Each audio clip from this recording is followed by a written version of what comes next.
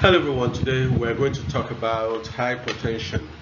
Hypertension, we're going to look at the causes, we're going to look at the symptoms, and we're also going to look at how you can manage it, and then we look at how you can source for treatment. So, what is hypertension? Hypertension is actually low blood pressure.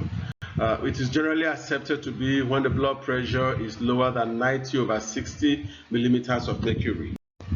So, what are the signs and symptoms of low blood pressure?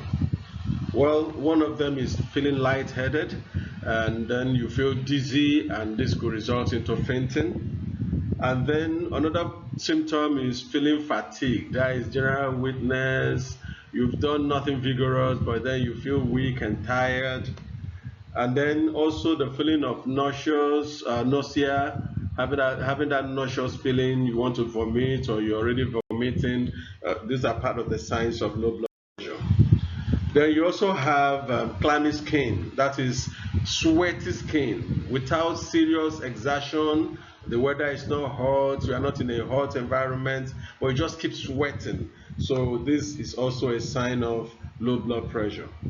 Then depression is also a sign. And then you have loss of consciousness, which can be as a result of low blood pressure.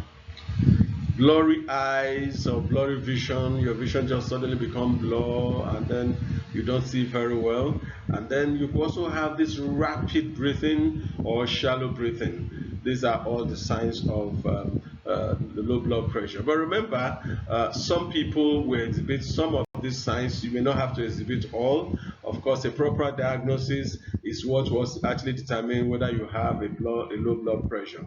So now we want to look at some of the common causes of low blood pressure. One of them is pregnancy. Now, due to the expansion of the circulatory system, which is as a result of increase in demand for blood from both mother and fetus, some pregnant women have actually experienced low blood pressure during pregnancy. Another one is when you have an injury that led to a large amount of blood loss. Now, remember, it is the red blood cells that have been lost. So when you have this large amount of blood loss, then the possibility is that your blood pressure will actually drop. Then, if you have a heart problem, such as a heart attack, faulty valve, or heart failure, this also can give rise to low blood pressure. Then another thing is poor diet, eating food that is not nutritious. When you do that, you're going to be lacking things like essential nourishing vitamins like B12, folate, and iron. And then that will set him low blood pressure. And then another thing is dehydration. Dehydration could be as a result of diarrhea or vomiting or using diuretics for a long time. So this can also result in you becoming dehydrated. And when you're dehydrated, obviously that can also lead to low blood pressure because a lot of the organs of the body are not getting sufficient water that they need to be active, including your heart. And then you have severe allergy, otherwise known as anaphylaxis. So if you have an infection also, and the infection enters the bloodstream, that can also trigger low blood pressure. And then hormonal imbalance, which is as a result of endocrine disorders such as diabetes, thyroid disease, adrenaline insufficiency, and low blood sugar. These are all common causes of low blood pressure. Okay, now let's look at the risk factors of low blood pressure. Okay, so now we want to look at the risk factors. Those risk factors that predispose individuals to low blood pressure. One of them is age. Now, there are certain form of low blood pressure that is more prevalent or common among certain age group. And then you have underlying medical condition such as heart disease, neurological disease of damage, or liver disease or renal dysfunction. So when you have certain medical conditions like this, it predisposes you to having low blood pressure. And then you also have the third one, the medication.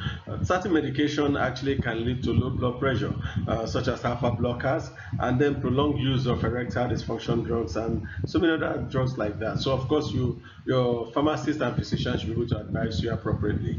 So now we want to look at management tips of low blood pressure. When you have it, you're on treatment or medication. What are the lifestyle changes or lifestyle behaviors you need to adopt? So that's what we're going to look at next now.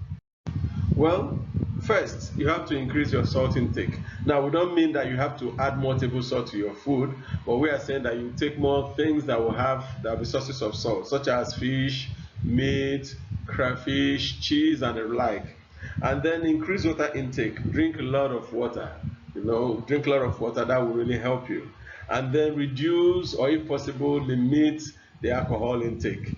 And then increase vitamin B12 intake. You can get that from eating egg, chicken, fish, and low dietary products. And then you can reduce your meal size. Now, instead of skipping breakfast and eating one large lunch or one large evening meal, reduce your meal size to little quantity but eat frequently, and then cut back on your carbohydrate intake. That will be very helpful to maintain your blood pressure. And then do light exercise, not rigorous exercise. Yeah, the light exercise will also help your heart to pump blood to your body, and that will also improve your situation, make you stronger. And then when you want to change your posture, perhaps you are sitting down and you want to stand up, you don't just stand up abruptly. That could cause dizziness, and then because of low blood pressure, it could cause dizziness, you could even faint. Instead, you stand up slowly. So anytime you change posture slowly. Don't do it drastically, or don't do it abruptly.